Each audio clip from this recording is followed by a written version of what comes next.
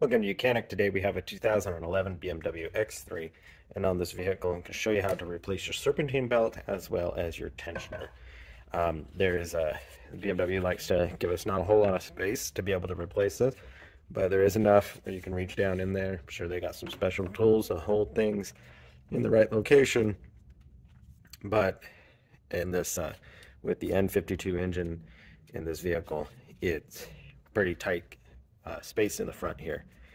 So with our 2011 BMW N52 engine and 3.0, we have our alternator up top here. The alternator is very easy to replace, and then we have a crankshaft, we have our tensioner, and we have our AC. So we got ribbed, and then ribbed with the smooth side here. So when we go around the crankshaft and around this AC, we pull that center up here to come around this tensioner. Yeah, the tensioner, to get the tension released, we have a T60 that we need to put basically right here, turn that clockwise, and that way it backs the tension off, and then you can pull the belt off. And then right over here is an E14 that we use to remove the bolt that holds the tensioner in, and then we can remove that to replace it with the new one, and also reroute our new belt on there.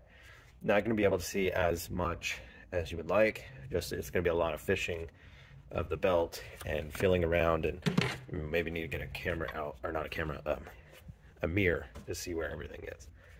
So you're gonna see we have our belt that goes down around there, and our AC compressor straight down below here, alternator and crankshaft straight below here, with our tensioner sitting as right there. To give yourself some space, go ahead and remove this air box. That gives you more space to be able to get your arms in there and to be able to fish the belt where it needs to go. So literally, like right here is where the T60 will go into the tensioner.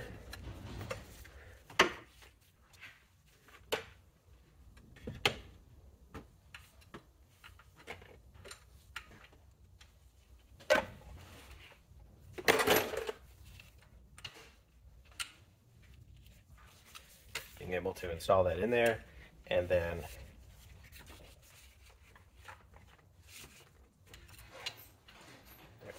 being able to release the tension and then pull our belt off. It's easier to pull belts off from a smooth pulley instead of trying to take it off of the ribbed belts. And then once we get it off of that, now we'll be able to just basically pull it up and out.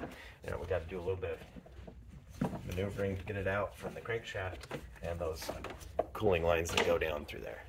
And so now we've got our belt removed.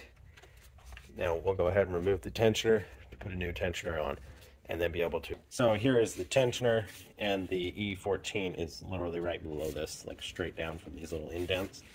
Gonna drop down in there. So you can see that. And that's the E14 that we need to undo to get the tension. Like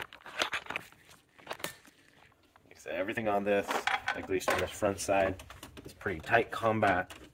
So, sorry, there's not the best views I can give you here. Okay, so we got our E14 on there, and be able to loosen in the counterclockwise to remove it. We got the bolt removed and the tensioner, so now we can bring that up over here, and it's easy to just swing it out through where the airbox was, or you can bring it up right here.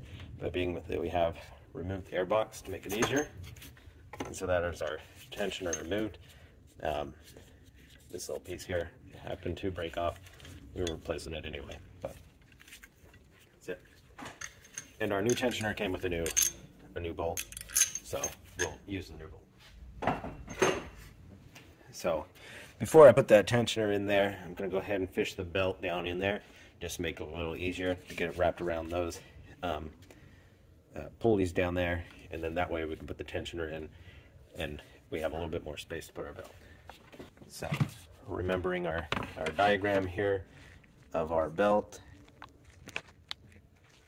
that we need to go around the crankshaft and pull it up in the middle around the tensioner and the AC and around the alternator. and then we'll get it partially set in place, and then we'll go ahead and install the tensioner.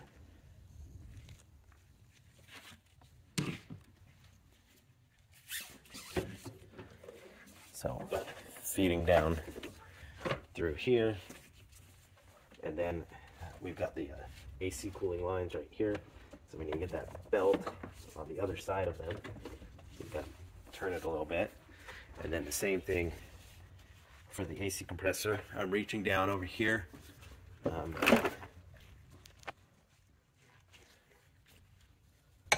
So with my hand down here, I can feel the other side of the AC compressor, and so I can run the belt over there and then be able to get it around the AC compressor pulley. Pull that up in the middle where it's going to attach onto the tensioner itself. So we are pretty much fed up around there, and so now we'll put the tensioner in and then be able to put the belt on the rest of the way. Okay, so taking our new tensioner, and this is just the holder pin to hold it, release tension while we're putting a new one on. We do remove this when we're done. So swing this over here, get it lined up, and there are little markings. This is going to line up into where it needs to back here, and we've got our new bolt. Got it sitting in there.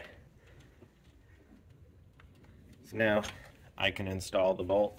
It's just a matter of finding the location. And now, as everything slides into location there, we can install the bolt. Let's tighten our U14 here.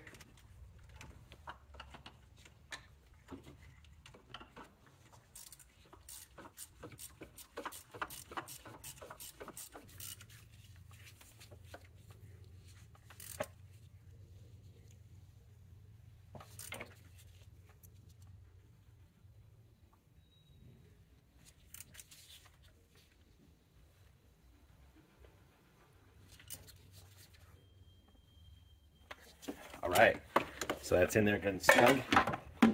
And before we release that tension, we should be able to pull the belt up around that tensioner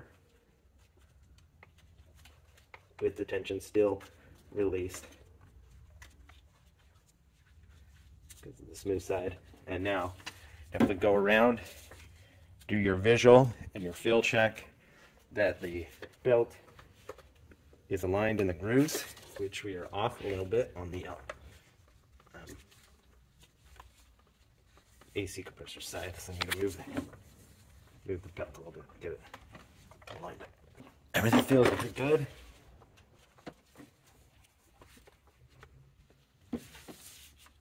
Aligned.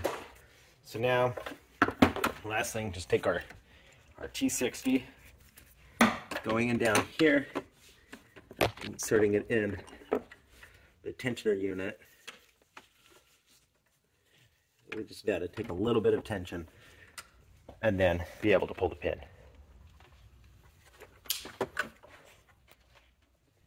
There we go. Pin out and let that tension release.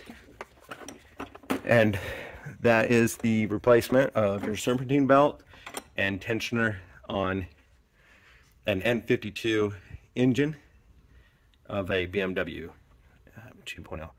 Well, no, sorry, 3.0.